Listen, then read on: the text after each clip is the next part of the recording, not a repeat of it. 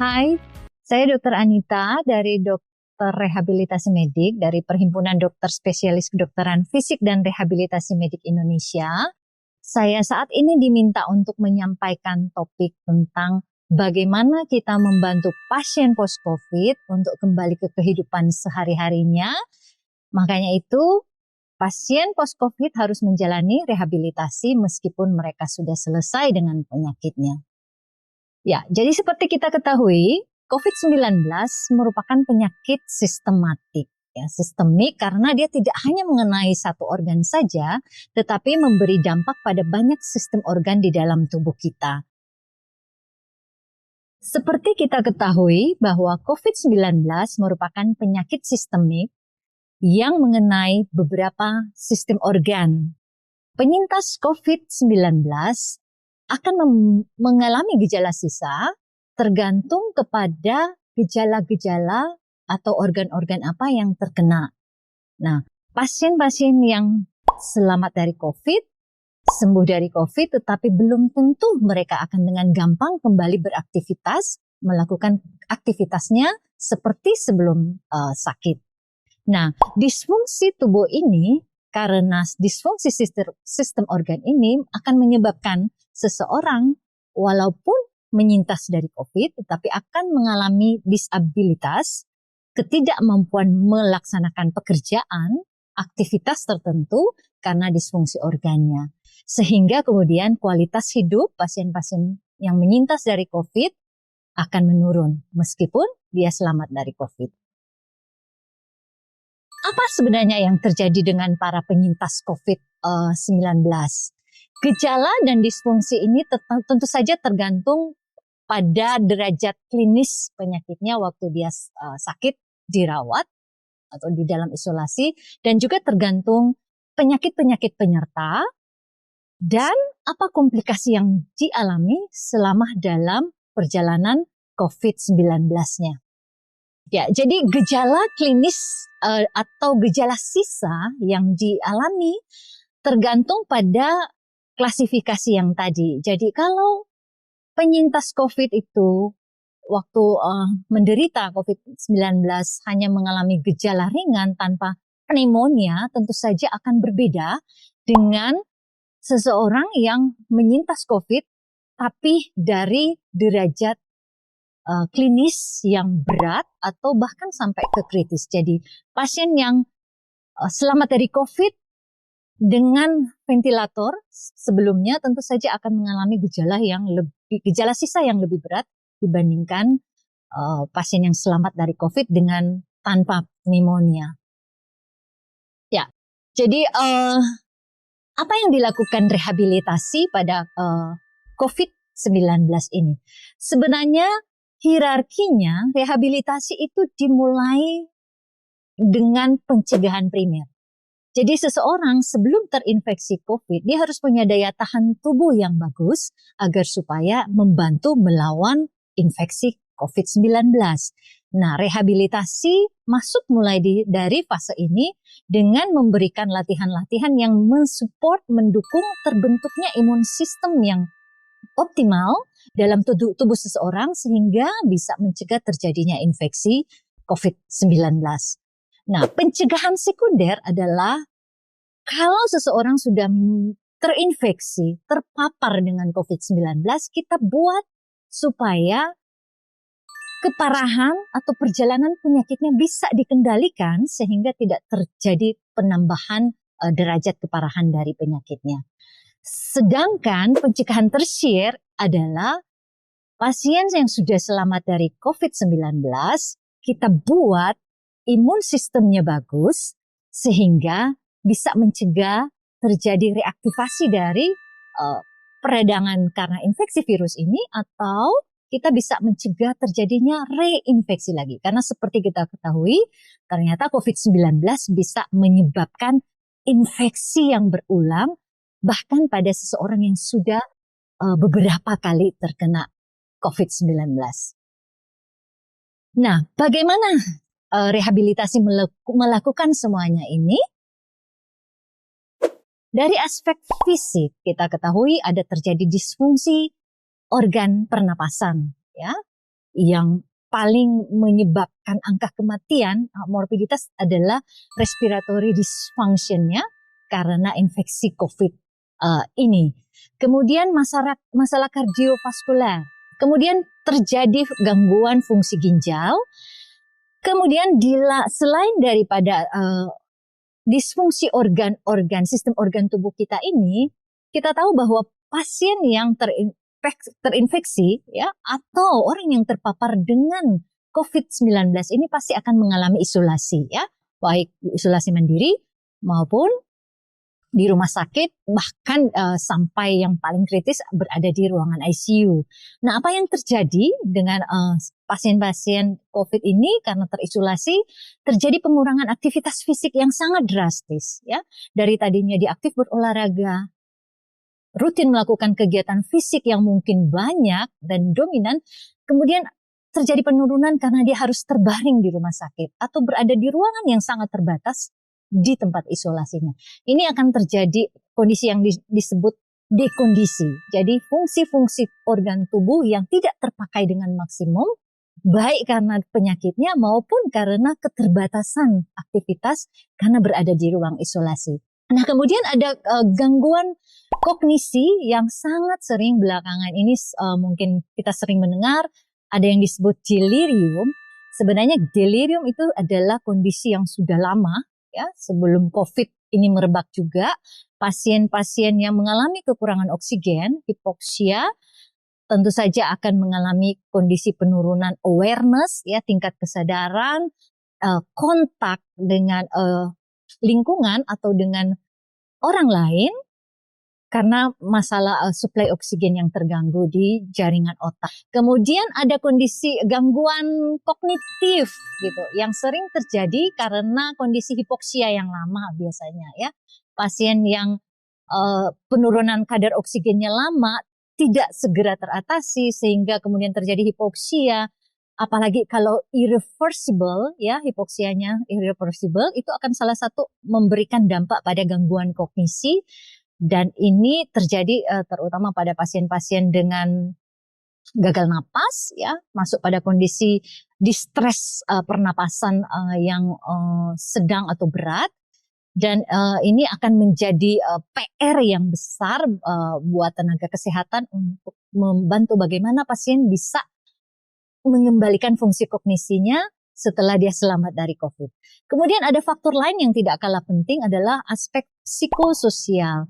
Pasien terdiagnosis dengan COVID-19 itu saja sudah akan memberikan dampak psikis ya, stigma, kemudian karena berpikir saya kena COVID antara hidup dan mati, kemudian mungkin juga ada bukan pemutusan karena diisolasi kemudian terjadi diskoneksi dengan keluarga atau dengan kerabat atau dengan pekerjaan sehingga memberikan beban mental, sehingga hal-hal ini akan mengurangi keterlibatan engagement secara psikososial dari seseorang yang selamat dari COVID untuk kembali terlibat dengan lingkungannya, dengan kegiatan-kegiatan lingkungan, pekerjaan, hobinya, dan sebagainya. Nah, kondisi-kondisi inilah yang menyebabkan yang kita sebut disabilitas, ya. Ketidakmampuan melakukan kegiatan, ketidakmampuan melakukan fungsi tubuhnya menyebabkan ketidakmampuan untuk melakukan aktivitas kehidupan sehari-hari, dan sehingga pada level selanjutnya menyebabkan yang bersangkutan lepas dari engagement, partisipasi sosial. Ya, ini yang akan kita lihat nanti. Jadi ini saya ambil beberapa cuplikan dari media-media internasional yang sebenarnya dari tahun lalu ya, April, Mei 2020 sudah mulai membahas ini. Saya selamat dari COVID, tetapi saya tidak bisa mendapatkan kehidupan saya yang sebelumnya. Ya, karena saya selamat dari COVID, tapi saya tidak bisa melakukan apa-apa. Berjalan pun saya tidak sanggup karena beberapa langkah pun saya sudah ngos-ngosan, napasnya berat dan sebagainya. Nah, ini keluhan-keluhan inilah yang membuat masalah kesehatan baru pada penyintas COVID. Saya sudah bukan penderita COVID lagi, tetapi saya toh masih tidak bisa melakukan apa-apa karena gejala sisa dari COVID itu. Itu mungkin yang kalau sekarang ini sangat populer dengan istilah long COVID ya. Long COVID itu sebenarnya adalah pasca dekondisi ya, dekondisi dari sistem organ yang menyebabkan ketidakmampuan seorang penyintas COVID untuk melakukan aktivitas kehidupan seperti sedia kala. Nah, ini adalah PR besar buat tenaga kesehatan, buat kita bagaimana kita mengembalikan fungsinya sehingga dia bisa kembali mendapatkan kehidupan seperti sebelum dia menderita COVID-19. Nah, bagaimana kita membantu mereka untuk mendapatkan kembali hal itu? Nah, mari kita lihat apa sih sebenarnya yang terjadi dengan paru dan organ-organ tubuh lainnya sehingga pasien masih mengeluhkan gejala-gejala yang tadi sudah tidak COVID, tapi masih punya gejala-gejala yang membuat dia tidak bisa secara aktif bekerja atau melakukan kehidupannya sehari-hari seperti biasa. Ya, jadi tidak heran kemudian akan pada pasien-pasien post COVID-19 ini akan terjadi penurunan fungsi paru. Walaupun mungkin di Indonesia sendiri kita belum punya, mungkin teman-teman dari PDPI ya yang akan nanti meneliti seberapa besar persentase penurunan fungsi paru pada para penyintas COVID. Tetapi melihat patologi yang terjadi, tentu saja akan terjadi penurunan fungsi paru. Walaupun kita tidak tahu apakah penurunan fungsi paru itu terjadi secara reversible atau irreversible gitu ya. Berharap tentu saja tidak irreversible sehingga kita bisa nge-push ya para penyintas untuk mendapatkan optimalisasi oksigenasi melalui perfusi ventilasi yang baik tentu saja ya. Nah, ini tentu perlu proses latihan. Itulah sebabnya rehabilitasi penting untuk menargetkan hal ini. Nah, selain paru, tentu saja karena COVID juga seperti yang saya bilang tadi adalah penyakit sistemik yang juga mengenai organ lain ya. Jadi bayangkan dia kena organ parunya, terus kena juga jantungnya, gitu ya. Miokarditis atau myocardial injury itu kan adalah hal-hal yang umum terjadi dalam infeksi COVID-19. Dan itu saja tentu saja menambah beban pompa jantung tentu saja. Nah, jantung dan paru adalah dua organ yang sinergi, gitu ya. Kalau pompanya lemah, bagaimana kita mensuplai oksigen, ya? Mensuplai oksigen sehingga penyintas yang mempunyai komplikasi juga pada kardiovaskuler, yaitu tentu saja akan memiliki gangguan penyesuaian oksigenasi ya pada saat dia beraktivitas lebih berat tentu saja dengan penyintas yang hanya memiliki misalnya masalah di parunya saja pasca pneumonia. Salah satu organ yang berespons adalah yang sering juga menyertai adalah ginjal. Ya. Ginjal seringkali terkena inflamasi karena COVID-19 ini, sehingga kalau fungsi ginjal menurun, kemudian dia berkontribusi pada metabolik sistem kita dan itu akan menambah beban dari sistem pernapasan ya untuk melakukan sirkulasi tentu saja ya. Pengeluaran CO2, pengeluaran asam laktat dan sebagainya, metabolik itu tidak pernah terpisahkan dari respirasi. Ya, nah di luar itu kita akan lihat bahwa status dekondisi tadi ya, di mana mengalami pengurangan pemakaian sistem organ ya, baik otot, sendi, kemudian saraf ya. Karena tidak baring atau pengurangan aktivitas fisik itu akan membuat penurunan fungsi kardiovaskuler bersamaan dengan respirasi yang kemudian akan menyebabkan suatu intoleransi latihan. Yang harus kita lakukan adalah tentu saja membuat intoleransi ini terkoreksi. Karena selama tidak terkoreksi, maka dia tidak akan mendapatkan kembali kapasitas fungsionalnya. Apa yang dilakukan? Tentu saja menilai faktor-faktor yang membuat intoleransi tadi, aktivitas fisik. Nah, kalau kita sudah bisa memperbaiki toleransi latihan, kemudian memperbaiki kapasitas fungsional, pasti kita akan bisa memperbaiki kemampuan yang bersangkutan untuk melakukan aktivitas kehidupan sehari-hari, gitu ya. Pada akhirnya, tentu saja kita akan bisa membuat yang bersangkutan kembali ke pekerjaannya, kembali ke kehidupan sosialnya, kembali ke partisipasinya, sebagai apapun fungsinya dia dalam keluarga atau dalam masyarakat. Nah, kembali lagi ke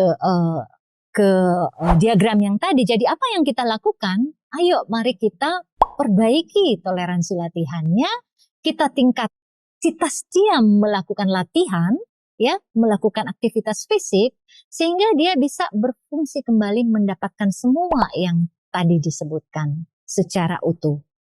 Nah, bagaimana kita memulai program rehabilitasi itu? Yang kami lakukan, rehab itu sebenarnya masuk dari fase akut, ya. Jadi pasien masuk rumah sakit atau masuk ruang isolasi, ya, masih dengan sesak, itu sebenarnya starting point yang kita sudah mulai.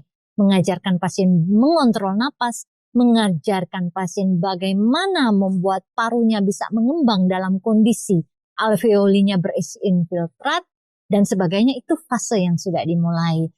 Kemudian fase itu akan berjalan terus, ya, jadi pasien dari akut menjadi subakut, karena pasien kadang-kadang lebih dari 1 bulan di rumah sakit, dan kita harus mempersiapkan pada saat dia sudah akan pulang apa yang akan dia lakukan di rumah, gitu ya.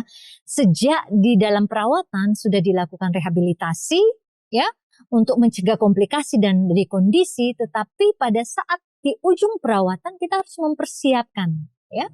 Kalau dia sudah mau pulang, kita harus mempersiapkan program-program yang harus dilakukan di rumah secara utuh, ya. Jadi nggak boleh stop mentang-mentang sudah sembuh, pulang di rumah sudah selesai. Enggak. Dia harus tetap dibekali dengan latihan-latihan di rumah yang harus dilakukan. Itu bisa kita bekali dengan leaflet, dengan video. Saya kira sudah banyak beredar video-video.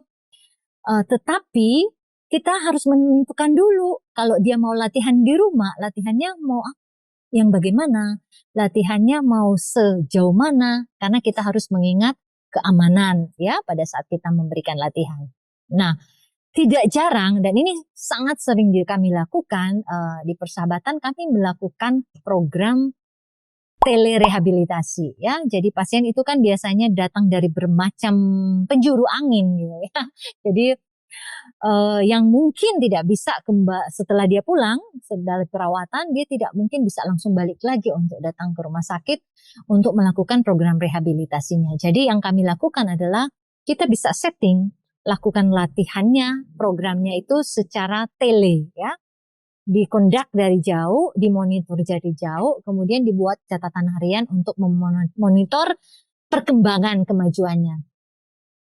Program yang pertama yang harus dilakukan untuk para penyintas COVID, bahkan mungkin bagi kita yang sehat pun tidak ada salahnya untuk melakukannya, adalah bagaimana kita melatih pernapasan, membuat fase inspirasinya itu lebih panjang dan lebih dalam. Karena inilah kesulitan pada pasien-pasien COVID, karena kerusakan tadi, dia tidak sanggup melakukan fase inspirasinya lebih panjang. Ya. Normal, inspirasi itu terjadi 2 detik, ekspirasi itu terjadi 3 detik. Tapi pada paru yang terkena infeksi COVID-19 ini, fase inspirasinya itu akan menjadi sangat pendek. Bahkan kadang-kadang 1 detik pun tidak sampai. Sehingga paru memang tidak mengembang. Jadi pasien harus diajarkan, karena pernapasan itu sangat bisa dikontrol. Bagaimana membuat inspirasinya itu menjadi lebih panjang dan dalam, karena dengan melakukan ini paru akan mendapat kesempatan untuk mengembang, ya. Jadi targetnya adalah parunya bisa mengembang, tapi mengembangnya itu bukan hanya ditentukan oleh alveolinya tadi, tetapi ingat, paru itu berada dalam rongga dada. Jadi kalau rongga dada itu tidak mengembang dengan baik, ya, mungkin karena posturnya, ya. Jadi kita harus perbaiki dulu posturnya. terutama bagian atas, karena bagian atas itu menentukan lobus paru paling atas itu bisa mengembang atau tidak. Kalau kita retraksikan bahu kita, ya seperti ini, atau membungkukkan punggung kita, sehingga akhirnya kapasitas paru untuk mengembang di bagian atas itu jadi terbatas. Jadi rule number one, kontrol napasnya, kemudian perbaiki postur sehingga ruang rongga dada ini tersedia buat paru bagian atas untuk bisa mengembang, dan tentu saja paru bagian bawah, karena itu duduk pun harus dengan posisi erect pada saat kita melakukan latihan pernapasan ini, ya. Jadi buatlah sepanjang mungkin inspirasi dan sedalam mungkin. Cara sederhana untuk kita memonitor perkembangan tingkat kebugaran pasien setelah dilakukan latihan adalah dengan yang namanya tes sit to stand 30 detik. Ya. Caranya sederhana, duduk dalam posisi tegak tanpa bersandar, dengan lutut ditekuk 90 derajat, ya, kaki agak dibuka, serileks mungkin, kira-kira selebar bahu. Kemudian pasien diminta meletakkan tangannya menyilang di dada dan diminta untuk duduk ke berdiri sampai berdiri tegak sempurna, ya, sebanyak mungkin yang biasa dilakukan sampai 30 detik selesai. Ya, ini akan menjadi patokan perbaikan kebugaran pada pasien yang kita latih, gitu ya. Contohnya kita mulai ya. Jadi setiap berdiri tegak sempurna kita hitung 1, gitu ya. Kita ukur dengan timer 30 detik. 3, 2, 1, mulai. 1, 2, ya. Lakukan secepat yang pasien bisa.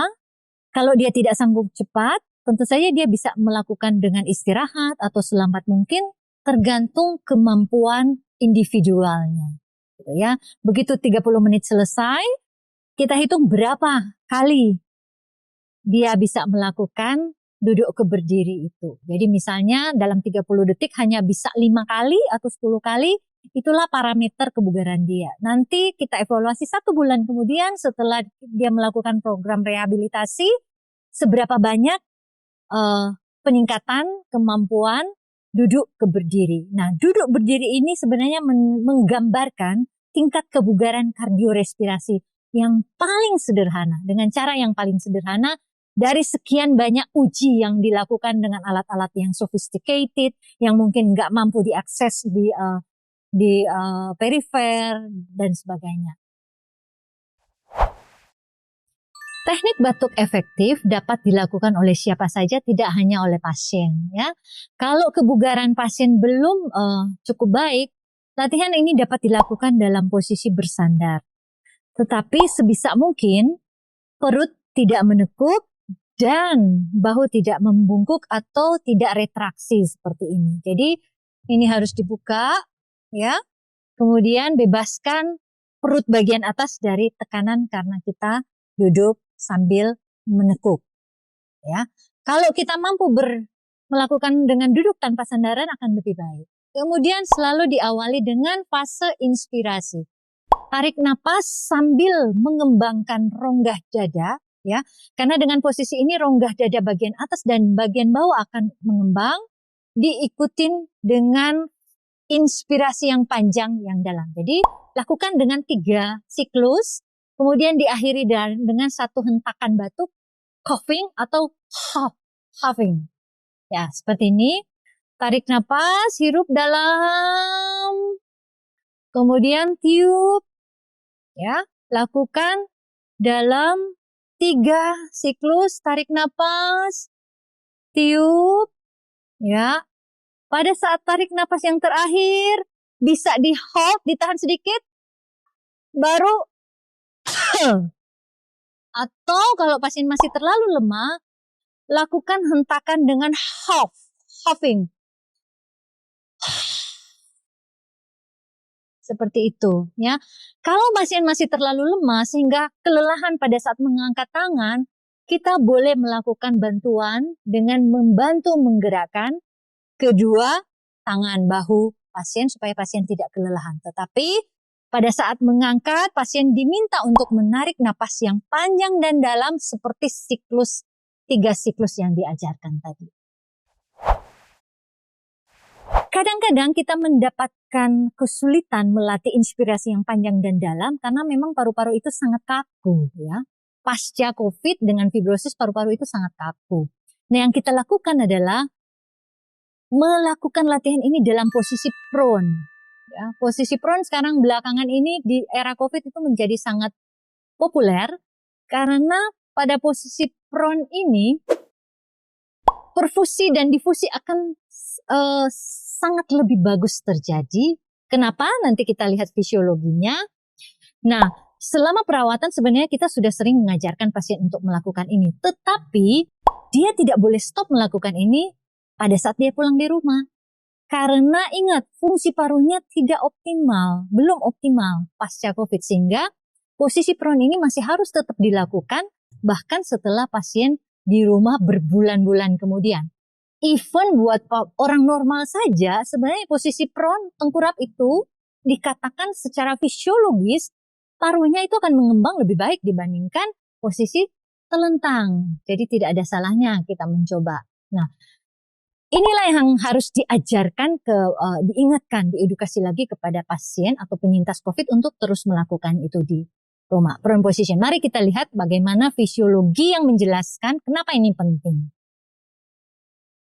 Ya, jadi dalam posisi telentang, supine, kita lihat paru paling luas itu ada bagian posterior, dorsal, ya, bagian posterior. Kalau kita tidur telentang, supine, paru yang paling luas itu ditekan oleh organ jantung kita yang besar, ya, organ jantung kita yang besar. Kemudian pada saat kita terinfeksi, ada infiltrat atau bahkan ada cairan dalam alveoli, cairan infiltrat itu akan semua bergerak ke bawah. Sehingga akan menyebabkan lebih besar penekanannya sehingga alveolinya tentu saja tidak akan bisa mengembang. Pada saat kita membalikkan, ya, posisi dalam posisi prone, tengkurap, apa yang terjadi? Kita sebenarnya membebaskan area paru yang paling luas di bagian belakang dari tekanan, ya. Sehingga begitu dibalik, jantung yang menekan kan tetap akan ke bawah sehingga paru bagian posterior itu akan bebas tekanan. Dan cairan yang ke bawah itu akan mengarah ke area paru yang paling bawah, which is anterior yang paling kecil luas alveolinya. Sehingga pada kondisi ini, kenapa difusi perfusi jadi lebih bagus? Karena ya alveolinya jadi lebih gampang mengembang. Jadi orang yang kesulitan untuk melakukan inspirasi panjang, lakukanlah di saat posisi tengkurap ini. Ya, bagaimana melakukannya? Sangat gampang. Kalau sudah pulang, sudah tidak pakai selang-selang oksigen atau selang-selang infus, kita lihat gambarnya itu cukup meletakkan bantal. Ya, jadi pada posisi ini adalah posisi yang paling rileks. Ya, biasanya sebenarnya hanya satu bantal di area sternum. Kemudian posisi rileks untuk membuat leher dan bahunya rileks. Bantal di bagian panggul itu diletakkan kalau orangnya gemuk. Ya, dengan perut yang agak besar, sehingga waktu tengkurap perutnya itu ketekan, bisa mengganggu gerakan diafragma, maka kita biasanya meletakkan bantal di bawah panggul untuk mengangkat posisi panggul, sehingga abdomen akan mempunyai ruang untuk bergerak lebih leluasa, sehingga tidak mendorong organ abdomen itu tidak mendorong ke atas ke arah diafragma, sehingga tidak mengganggu gerakan diafragma untuk mengembangkan paru bagian bawah, bagian basal. Ya, jadi ini even buat orang yang sehat pun kalau kita melakukan kita akan merasa ya perbedaannya karena sebenarnya oksigenasi akan lebih bagus terjadi pada posisi prone ini. Nah, latihan pengembangan rongga toraks itu yang tadi saya sebutkan tadi itu lakukan simultan bersamaan dengan latihan napas. Gitu ya. Jadi untuk mendapatkan pengembangan paru yang optimal, perbaiki postur, ya, postur bahu, postur punggung, dan postur area perut supaya bagian bawahnya bisa bergerak dengan baik. Makanya lakukanlah dalam posisi duduk, mau bersandar lebih bagus daripada posisi agak membungkuk yang menjepit diafragmanya sehingga paru-paru justru tidak mengembang. Ya, kemudian seminimal mungkin menggunakan otot-otot bantu napas ya, sternocleidomastoid ya, dengan mengurangi gerakan leher ya dan gerakan upper back ya, bahu dan punggung bagian atas supaya otot-otot bantu napas itu tidak teraktivasi, itu akan sangat mengurangi usaha napas, membuat pasiennya tidak lelah dan lebih rileks. Nah, latihan otot napas ini idealnya kita melakukan dengan alat ya, namanya inspiratory muscle trainer gitu ya. Cuma pada kondisi kita tidak punya device-nya, alatnya, tentu saja kita harus melakukan apapun untuk membuat otot-otot napasnya bisa direkrut, terutama otot inspirasi yang membuat paru mengembang. Jadi yang paling sederhana kita melakukan dengan berlatih napas dalam, kemudian ditahan, ya. Kita tahu yang normal frekuensi napas kita 12 kali per menit, ya. Itu yang normal kalau kita menghitung 2 detik inspirasi, 3 detik ekspirasi. Tapi kadang-kadang orang sehat pun tidak bisa sampai ke 12 kali per menit, ya. Nah, pada saat kita melatih otot napasnya, suruh tarik napas, kemudian di hold, ditahan, ya.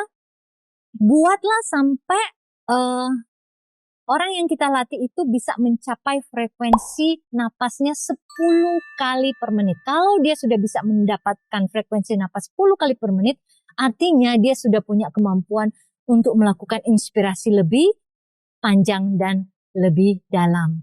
Kemudian bantulah dengan melatih diafragma. Diafragma itu kan gerakannya kalau inspirasi ke bawah, ekspirasi ke atas. Ya, caranya dengan panduan manual ya, tangannya diletakkan di perut bagian atas dan dada bagian bawah, kira-kira di daerah sifoid. Kemudian pada saat kita inspirasi harusnya ininya membuncit, perutnya membuncit. Kemudian saat ekspirasi karena otot abdomen itu harus mendorong ikut membantu diafragmanya ke atas. Jadi ekspirasi harusnya diafragmanya itu ke atas, jadi perutnya harusnya mengempis gitu ya. Jadi buncit, kempis perut sebagai guidance-nya. Kalau ini bisa dilakukan, kita akan membuat paru bagian atas mengembang, paru bagian bawahnya juga mengembang. Batuk penting karena kalau tidak bisa batuk, artinya mukusnya tertahan di dalam saluran nafas, risiko infeksi saluran nafas itu sangat besar.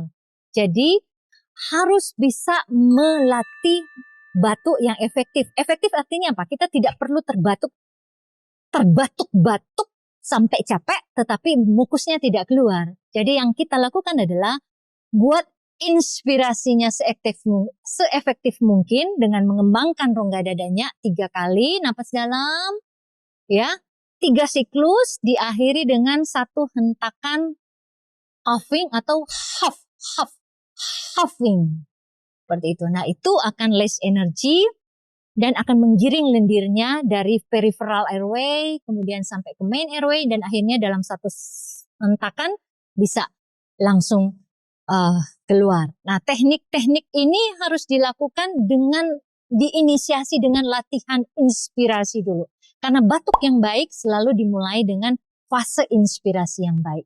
Kalau fase inspirasinya tidak optimal, paru hanya bisa mengembang sedikit, pasti dia tidak punya kapasitas untuk expel pada fase akhir mekanisme batuk, itu tidak akan terjadi dengan efektif. Jadi kalau kita mau batuk kita efektif, perbaiki dulu fase inspirasi kita dengan melatih pernapasan kita yang dalam dan panjang. Nah, yang harus dilatih juga adalah otot-otot perifer. Otot-otot perifer itu adalah otot anggota gerak atas dan anggota gerak bawah.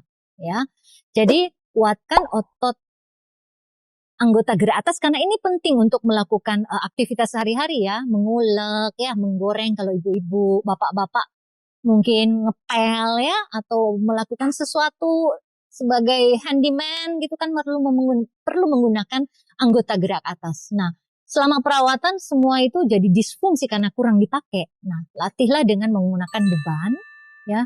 Tetapi jangan membuat kelelahan. Makanya itu latihannya harus terukur dengan set repetisi. Kalau punya botol aqua yang diisi pasir dan sebagainya itu bisa dijadikan dumbbell.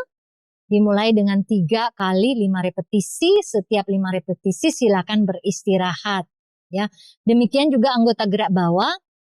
Kita bisa melatih otot-otot quadriceps itu dengan latihan yang disebut squatting, ya. Squatting atau bisa memakai kursi, kemudian latihan duduk berdiri ya, dengan tangan tidak menumpuk, kemudian latihan duduk berdiri sampai kakinya lurus. Hal lain yang perlu kita lakukan adalah melatih bagaimana pasien bisa berjalan, ya. Berjalan itu tentu saja relatif, ya. Kadang-kadang pasien 5 langkah saja dia sudah sesak. Jadi bagaimana melatih dia bisa mencapai jarak tempuh yang lebih baik, lebih jauh tentu saja. Jadi ajarkan pasien untuk mengakumulasi kemampuan jalannya. Misalnya hari ini dia berjalan 3 langkah, besoknya 5 langkah, dan seterusnya 5 langkah.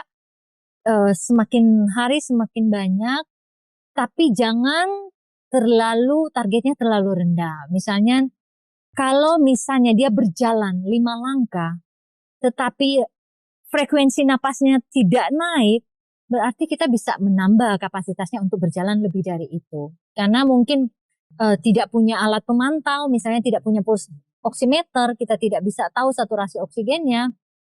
Lihat pernapasannya pasien gitu ya. Kalau pernapasannya tambah cepat, kemudian lihat pola napasnya mulai menggunakan abdomen lebih dominan dibandingkan torakal, artinya kapasitas jalannya harus dikurangi, ya. Karena melakukan latihan itu juga harus terpantau supaya pasien tidak overtraining. Karena kalau dia overtraining, dia bisa kelelahan, dan orang yang kelelahan pasti akan berdampak pada sistem imunnya, gitu ya. Jadi itu trik-trik sederhana yang kita lakukan untuk memonitor, gitu ya.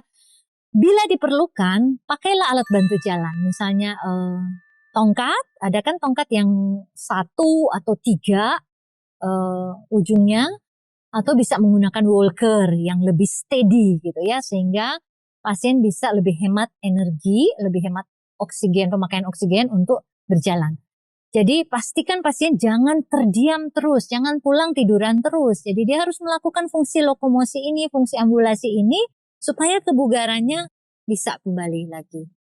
Nah, fungsi tangan ini terutama pada pasien-pasien yang pasca ventilasi mekanik, ya, ventilator, biasanya fungsi tangan itu sangat terganggu, sehingga dia pulang tetapi mengeluhkan, kok saya kalau megang gelas nggak bisa, megang sendok aja untuk makan nggak bisa, suka jatuh, menulis aja nggak bisa.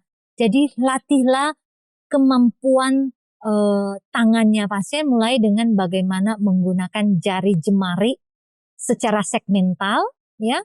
Diawali dengan semuanya latihan peregangan, baru kemudian ajarin bagaimana cara menghandle, memegang objek, mulai dari yang paling besar, karena yang paling gampang adalah yang paling besar.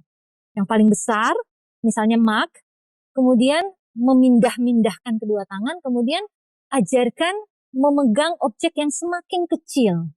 Nah, effort yang paling besar adalah kalau dia bisa memindah-mindahkan biji-bijian, ya, misalnya biji kacang, ya, kacang tanah, atau yang paling kecil kacang hijau. Nah, kalau dia sudah sampai level ke situ, artinya hand skill-nya itu semakin baik.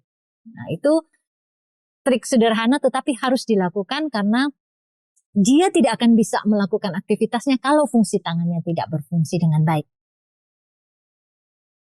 Nah, ini yang tadi saya bilang, kebugaran kardiorespirasi. Harus bugar. Biasanya kita memberikan latihan aerobik.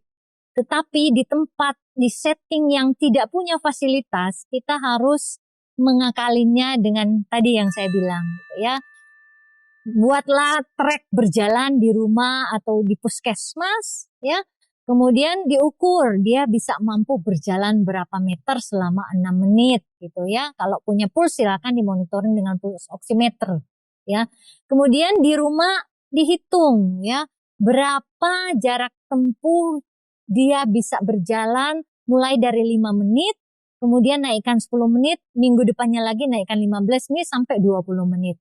Kalau dia bisa berjalan sampai 20 menit, hitung berapa perubahan jarak tempuh yang dia bisa capai dari minggu ke minggu, gitu ya. Yang ideal adalah kita mengukur dengan uji latih, misalnya memakai sepeda statis atau dengan treadmill gitu ya. Tapi kalau mau sederhana, lakukan dengan yang namanya uji sit to stand 30 detik. Kita hitung berapa kali dia bisa duduk ke berdiri dalam 30 detik hitungan.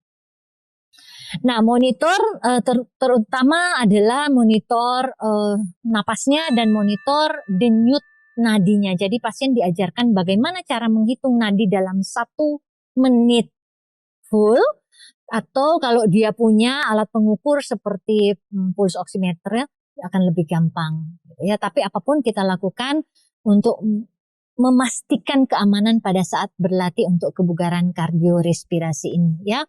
Jadi penting secara sederhana atau melihat yang tadi pola napas, irama napas untuk memastikan bahwa pasien tidak over melakukan latihan kebugaran kardiorespirasi.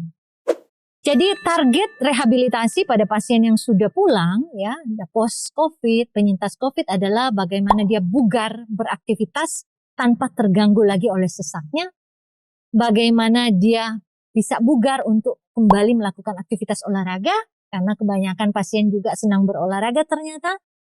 Bertanya, dok, kapan saya bisa lari lagi? Kapan bisa bersepeda lagi? Kalau dia sudah melakukan semua aktivitas latihan tanpa sesak, dia boleh melakukan olahraga mulai yang ringan. Kemudian bugar untuk kembali ke pekerjaannya. Itu target dari semua program yang kita lakukan untuk pasien-pasien pasca COVID-19. Ya, jadi kesimpulannya adalah rehabilitasi kalau sudah dimulai seawal mungkin sangat ideal, tetapi kalau dimulai pasca COVID-19, lakukanlah dengan mempertimbangkan faktor-faktor yang dijelaskan di awal, ya, apa kondisi-kondisi yang menyebabkan fisik, kognisi, psikososialnya merupakan menjadi kendala buat melakukan aktivitasnya. Kemudian dimulai segera sesudah pasien pulang. Jangan nunggu berbulan-bulan ya, segera sesudah pasien pulang, segera kita lakukan program rehab ini. Tentu saja menyesuaikan dengan sumber dayanya. Kalau yang sulit ada dokter rehab terdekat silakan dirujuk, tapi kalau tidak, lakukan dengan trik-trik sederhana yang tadi, pola-pola latihan yang sederhana yang tadi, dan harus aman dengan pemantauan. Jadi tidak ada alasan, tidak ada fasilitas, kemudian pasien tidak tertangani pasca COVID-nya. Kemudian latihlah pada fokus untuk mengatasi gejalanya yang mengganggu, kemudian perbaiki kapasitas pernapasannya, itu tadi secara sederhana, kemudian tambahkan latihan-latihan otot yang diramu dengan sesederhana mungkin supaya pasien bisa comply, bisa mampu melakukannya sendiri di rumah atau bisa melakukan di puskesmas, fasilitas kesehatan terdekat. Yuk, mari kita buat pasien mendapatkan kembali fungsi kehidupannya seperti saat sebelum dia terinfeksi COVID-19. Saya kira itu saja dari saya. Semoga bermanfaat buat teman-teman dalam membantu para penyintas COVID-19. Terima kasih.